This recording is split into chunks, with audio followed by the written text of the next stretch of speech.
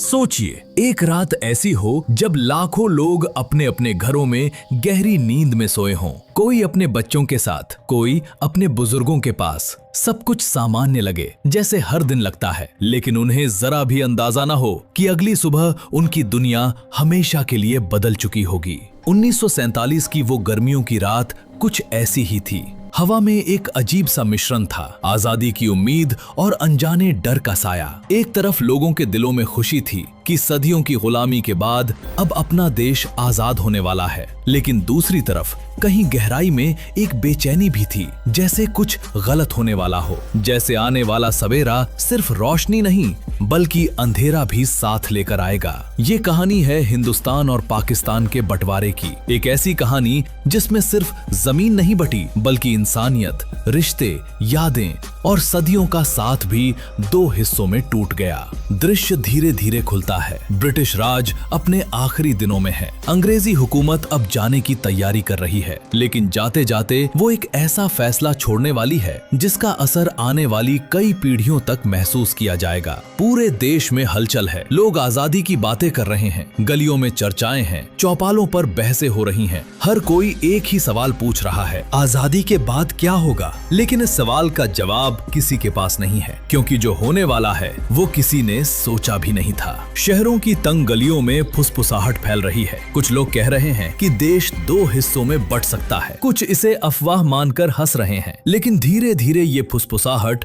डर में बदलने लगती है। गांव में भी ये खबर पहुंचती है, लोग उलझन में हैं। क्या हम अपने घर छोड़ देंगे? क्या हम अपने पड़ोसियों से अलग हो जाएंगे? सवाल बढ़ते जा रहे हैं, लेकिन जवाब कहीं नहीं। हर कोई एक अनिश्चित भविष्य के सामने खड़ा है। दूसरी तरफ सियासत के बंद कमरों में बड़े फैसले लिए जा रहे हैं। बड़े बड़े नेता, अंग्रेज अफसर नक्शों के सामने बैठे हैं। टेबल पर फैले हुए कागजों पर पेंसिल से लकीरें खींची जा रही हैं। एक लाइन इधर, एक लाइन उधर, और उसी के साथ तय हो रहा है कि कौन सा गांव किस देश में जाएगा, कौन सा शहर किस तरफ रहेगा। लेकिन इन लकीरों के नीचे धड़कते लाखों दिलों की आवाज कोई नहीं सुन रहा। किसी को ये नहीं दिख रहा कि इन रेखाओं के बीच कितने घर टूटेंगे, कितने रिश्ते बिखरेंगे। ये सिर्फ नक्शे पर बनी सीमाएं नहीं थीं, ये लोगों की जिंदगी की नई हकीकत बनने वाली थीं। सब कुछ इतनी तेजी से हो रहा था कि लोगों को समझने का मौका ही नहीं मिला। जैसे समय खुद भाग रहा हो, जैसे किसी ने इतिहास को तेजी से आगे बढ़ा दिया हो। फैसले हो चुके थे,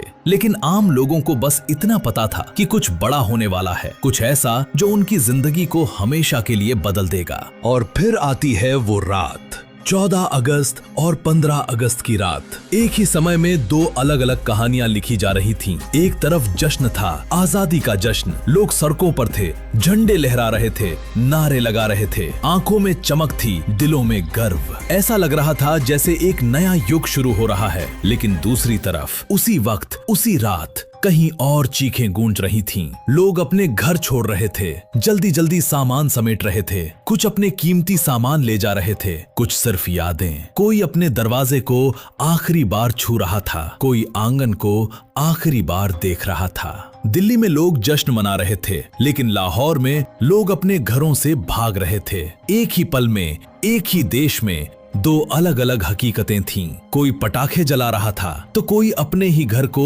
आग लगते हुए देख रहा था। ये एक अजीब सा विरोधाभास था, खुशी और दर्द का, उम्मीद और डर का। आजादी आई, लेकिन वो अकेली नहीं आई, अपने साथ एक तूफान लेकर आई। एक ऐसा तूफान जो सब कुछ बहा ले जाने वाला था। और उस रात जब लोग सोए थे, उन्हें नहीं पता था कि सुबह जब वे उठेंगे तो उनका देश, उनका घर, उनकी पहचान, सब कुछ बदल चुका होगा और शायद कभी पहले जैसा नहीं होगा। दृश्य बदलता है, रेलवे स्टेशन, लेकिन ये वही स्टेशन नहीं है जिसे लोग कभी उम्मीद और सफर की शुरुआत के रूप में जानते थे। अब ये जगह डर, अफरा तफरी और अनिश्चितता का प्रतीक बन चुकी है। प्लेटफॉर्म पर इतनी भीड़ है कि जमीन तक दिखाई नहीं देती। लोग अपने अपने सामान के साथ अपने बच्चों को कसकर पकड़े इधर उधर भाग रहे हैं। हर किसी के चेहरे पर एक ही सवाल है, क्या हम बच पाएंगे? कोई हिंदुस्तान की तरफ जा रहा है, कोई पाकिस्तान की तरफ, लेकिन सच ये है कि कोई भी ये नहीं जानता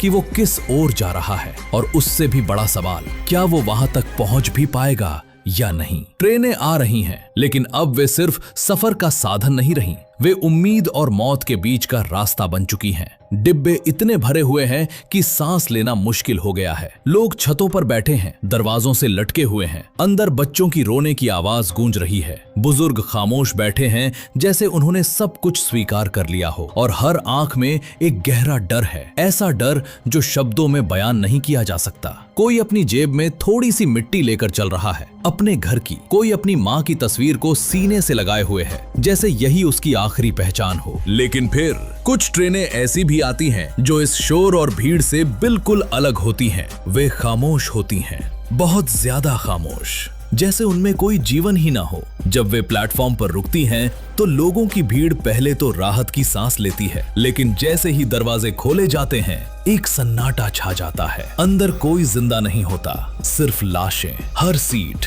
हर कोना खून से सना हुआ, जैसे मौत ने खुद इस ट्रेन में सफर किया हो और अपने पीछे सिर्फ खामोशी छोड़ दी हो।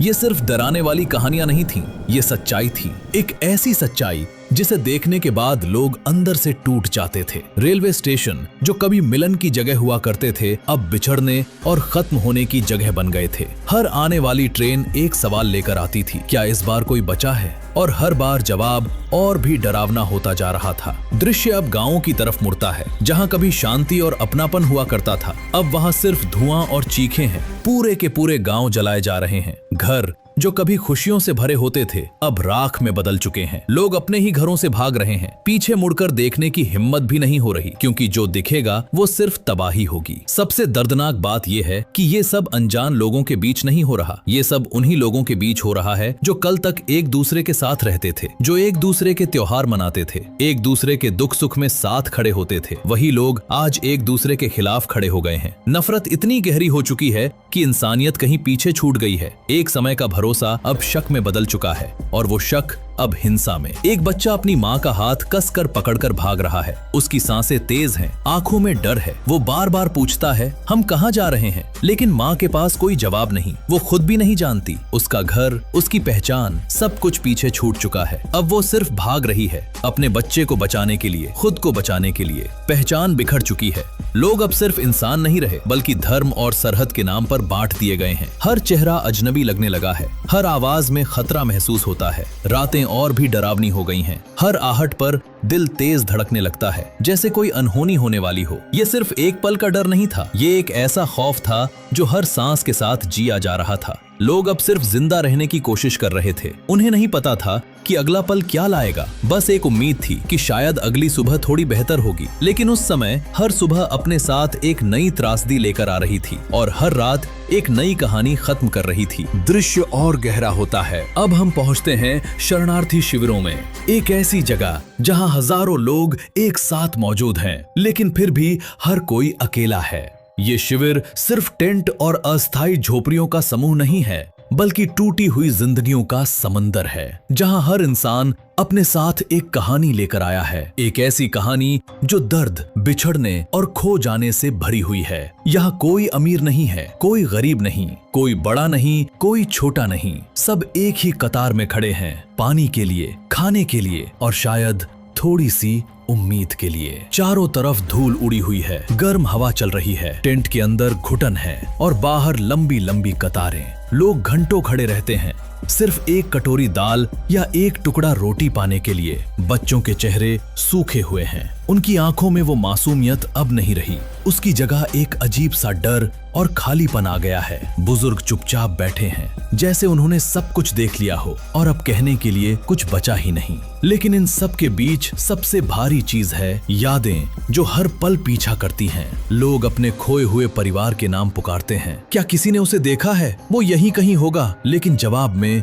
सिर्फ सन्नाटा मिलता है। भीड़ में आवाजें उठती हैं और उसी भीड़ में खो जाती हैं। कोई किसी को ढूंढ रहा है, लेकिन कोई मिल नहीं रहा। एक औरत पागलों की तरह इधर उधर भाग रही है। उसकी आंखों में आंसू हैं, बाल बिखरे हुए हैं। वो हर किसी से पूछ रही है, मेरे बच्चे को देखा है? उसकी आवाज में इतनी बेबसी है कि सुनने वाले भी रो पड़ते हैं, लेकिन किसी के पास जवाब नहीं। उसका बच्चा भी उसी भीड़ में कहीं खो गया है, शायद हमेशा के लिए। एक आदमी एक कोने में बैठा है, उसकी आंखें सूनी हैं। वो अपने हाथ में एक पुरानी तस्वीर पकड़े हुए हैं। तस्वीर में उसका पूरा परिवार है, माँ, पिता, पत्नी, बच्चे।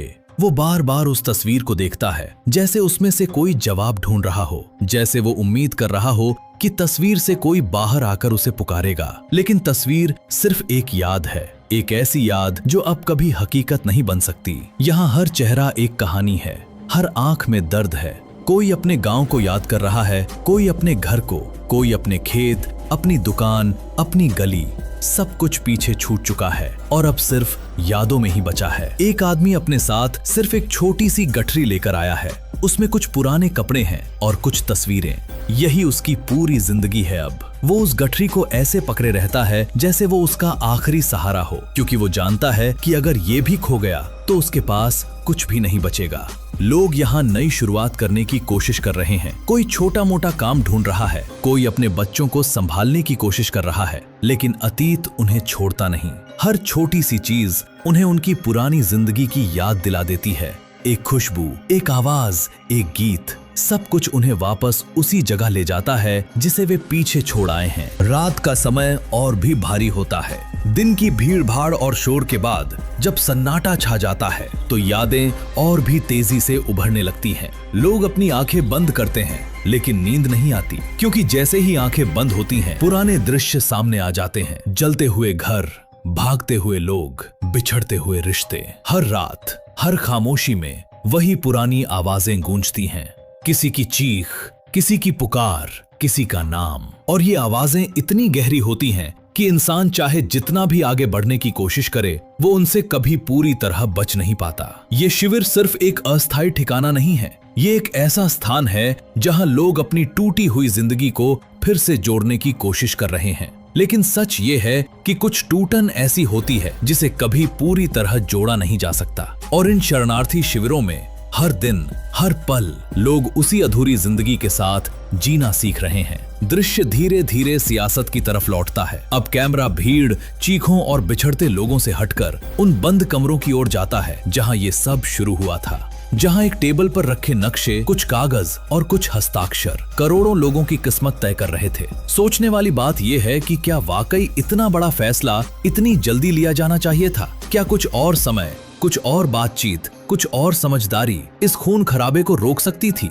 या फिर ये सब होना ही था? एक लकीर खींची गई, इतनी साधारण सी लगने वाली एक रेखा, लेकिन उसी रेखा ने शहरों को बांट दिया, गांवों को तोड़ दिया और सबसे ज्यादा लोगों के दिलों को अलग कर दिया। जो जगहें सदियों से साथ थीं, अचानक अलग हो गईं। एक घर का आंगन इधर रह गया, उसका दरवाजा उधर चला गया।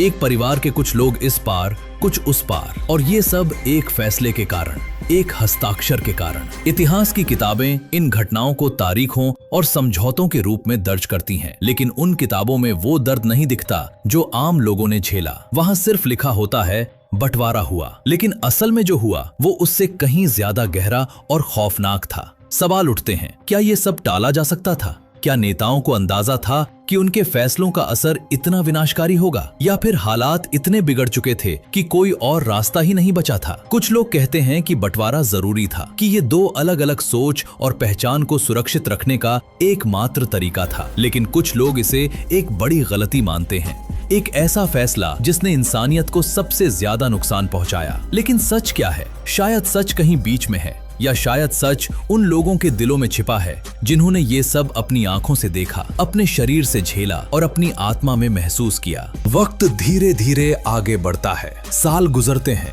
नई सरकारें बनती हैं, नए कानून आते हैं, सरहदें मजबूत होती जाती हैं, तार खींच दिए जाते हैं, चौकियां बन जाती हैं। अब ये सिर्फ एक लाइन नहीं, बल्कि एक दीवार बन चुकी है। एक ऐसी दीवार जिसे पार करना आसान नहीं। लेकिन इन सब के बावजूद जख्म नहीं भरते। लोग अपने नए देश में बस जाते हैं, नए घर बनाते हैं, नई पहचान अपनाते हैं, बच्चे बड़े होते हैं, नई पीढ़ियां जन्म लेती हैं, लेकिन अंदर कहीं एक खालीपन हमेशा बना रहता है। एक ऐसी कमी जिसे शब्दों में बयान करना मुश्किल है। एक आदमी जो अब बूढ़ा हो चुका है, अपने पोते को अपनी पुरानी कहानी सुनाता है। वो बताता है कि कैसे उसका घर, उसकी गली, उसके दोस्त सब पीछे छूट गए। पोता ध्यान से सुनता है, लेकिन वो उस दर्द को पूरी तरह समझ नहीं पाता, क्योंकि उसने वो सब देखा नहीं। लेकिन फिर भी वो कहानी उसके अंदर कहीं बस जाती है। यही कारण है कि बंटवारे की यादें सिर्फ एक पीढ़ी तक सीमित नहीं रहीं, ये दर्द, ये सवाल पीढ़ी दर पीढ़ी आगे बढ़ता गया। हर कोई इसे अपने तरीके से समझने की कोशिश करता है। कोई इसे इतिहास के रूप में देखता है, कोई इसे व्यक्तिगत त्रासदी के रूप में। और फिर एक सवाल जो कभी खत्म नहीं होता, अगर बंटवारा न हुआ होता तो क्या होता? क्या लोग साथ रहते? क्या ये खून खराबा टल जाता? क्या इतिहास कुछ और होता? ये सवाल आज भी हवा में तैरता है, बिना किसी स्पष्ट जवाब के। शायद कुछ सवाल ऐसे होते हैं जिनका जवाब कभी नहीं मिलता, और बंटवारा भी उन्हीं में से एक है। ये सिर्फ एक घटना नहीं थी, ये एक ऐसा मोड़ था जिसने पूरे उपमहाद्वीप की दिशा बदल दी। आज जब हम सरहद के इस पार या उस पार खड़े होते हैं तो हमें वो लकीर दिखाई देती है, लेकिन हमें वो दर्द नहीं दिखाई देता जो उस लकीर के बनने से पैदा हुआ था। और शायद वही दर्द इस कहानी का सबसे बड़ा सच है, जो कभी पूरी तरह सामने नहीं आया और शायद कभी आएगा भी नहीं। दृश्य धीमा हो जाता है। शोर, भागदौड़ और चीखों से भरी कहानी अब एक शांत गहरी खामोशी में बदलने लगती है। कैमरा धीरे धीरे एक बुजुर्ग आदमी के चेहरे पर ठहरता है। उसकी आंखों में उम्र की थकान है, लेकिन उसके अंदर कहीं बहुत गहरा दर्द भी छिपा हुआ है। वो एक दूर खड़े घर की ओर देख रहा है। शायद वो घर अब उसके लिए सिर्फ एक याद बन चुका है। वो हल्की सी मुस्कान के साथ कहता है, वहां मेरा बचपन रह गया। उसकी आवाज में कोई शिकायत नहीं है, बस एक सच्चाई है, एक स्वीकार्यता, जैसे उसने अपने दर्द के साथ जीना सीख लिया हो। उसकी आंखों में आंसू हैं, लेकिन वे आंसू गिरते नहीं, जैसे वे सालों से वहीं ठहरे हुए हों। उसने बहुत कुछ खोया है, अपना घर, अपने लोग, अपनी पहचान का एक हिस्सा, लेकिन उसने ये भी सीख लिया है कि कुछ चीजें वापस नहीं आती, चाहे आप कितनी भी कोशिश कर लें। बंटवारा सिर्फ इतिहास का एक हिस्सा नहीं है, ये एक जिंदा जख्म है, एक ऐसा घाव जो समय के साथ भरता नहीं, बल्कि बस थोड़ा सहने लायक हो जाता है। ये दर्द सिर्फ उन लोगों तक सीमित नहीं रहा जिन्होंने 1947 को देखा। ये दर्द उनकी आने वाली पीढ़ियों तक भी पहुंचा, कहानियों के रूप में, यादों के रूप में, और कभी कभी खामोशियों के रूप में। आज भी जब कोई सीमा पार की बात करता है, जब कोई उस पार या इस पार कहता है, तो दिल में एक हल्की सी टीस उठती है, जैसे कोई अनदेखा रिश्ता अब भी कहीं जुड़ा हुआ है, जैसे कोई हिस्सा अब भी अधूरा है। लोग अपनी अपनी जिंदगी में आगे बढ़ चुके हैं, लेकिन कहीं ना कहीं उनके अंदर वो खालीपन अब भी मौजूद है। जब कोई बुजुर्ग अपने बच्चों या पोतों को अपने पुराने दिनों की कहानी सुनाता है तो उसकी आंखें नम हो जाती हैं। वो बताता है कि कैसे वो अपने दोस्तों के साथ खेलता था, कैसे उसके पड़ोसी अलग धर्म के होने के बावजूद उसके परिवार जैसे थे, कैसे त्योहार मिलकर मनाए जाते थे। और फिर एक दिन सब कुछ बदल गया। एक दिन जब उसे अपना घर छोड़ना पड़ा, बिना ये जाने कि वो कभी वापस लौट पाएगा या नहीं। ये सिर्फ जमीन का बंटवारा नहीं था, ये दिलों का बंटवारा था, और दिल कभी पूरी तरह से नहीं जुड़ते। वे कोशिश तो करते हैं, लेकिन कहीं ना कहीं एक दरार हमेशा रह जाती है। एक ऐसी दरार जो दिखती नहीं लेकिन महसूस होती है। आज हम सरहदों के इस पार या उस पार खड़े हैं, अपनी अपनी पहचान के साथ, अपने अपने देश के साथ। लेकिन अगर हम थोड़ा गहराई से सोचें तो पाएंगे कि हम सब उस कहानी का हिस्सा हैं, चाहे हमने उसे जिया हो या नहीं। क्योंकि ये सिर्फ एक घटना नहीं थी, ये एक विरासत है, एक ऐसी विरासत जो हमें मिली है। ये कहानी अधूरी है क्योंकि इसमें बहुत सारे सवाल हैं जिनके जवाब कभी नहीं मिले और शायद कभी मिलेंगे भी नहीं। क्या ये सब टाला जा सकता था? क्या लोग साथ रह सकते थे? क्या इतिहास कुछ और हो सकता था? ये सवाल आज भी हवा में तैरते हैं और हर पीढ़ी इन्हें अपने तरीके से समझने की कोशिश करती है। लेकिन शायद कुछ कहानियां ऐसी होती हैं जिनका अंत कभी नहीं लिखा जाता, क्योंकि उनका असर कभी खत्म नहीं होता। बंटवारा भी एक ऐसी ही कहानी है, क्योंकि जब एक देश दो टुकड़ों में बंटता है तो इतिहास सिर्फ किताबों में नहीं लिखा जाता, वो लोगों के दिलों में बस जाता है। वो उनके खून में बहता है, उनके शब्दों में झलकता है और उनकी खामोशी में सुनाई देता है। और शायद इसीलिए 1947 कभी सिर्फ एक साल नहीं बन पाया, वो एक एहसास बन गया, एक दर्द, एक ऐसी याद जो वक्त के साथ धुंधली तो हो सकती है लेकिन कभी मिट नहीं सकती। और जब तक वो याद जिंदा है तब तक ये कहानी भी जिंदा रहेगी। एक ऐसी कहानी जो हमें बार बार ये याद दिलाती है कि सरहदें जमीन को बांट सकती हैं, लेकिन उनके पार बसी यादों को कभी पूरी तरह मिटा नहीं सकती। और शायद यही इस कहानी की सबसे गहरी सच्चाई है।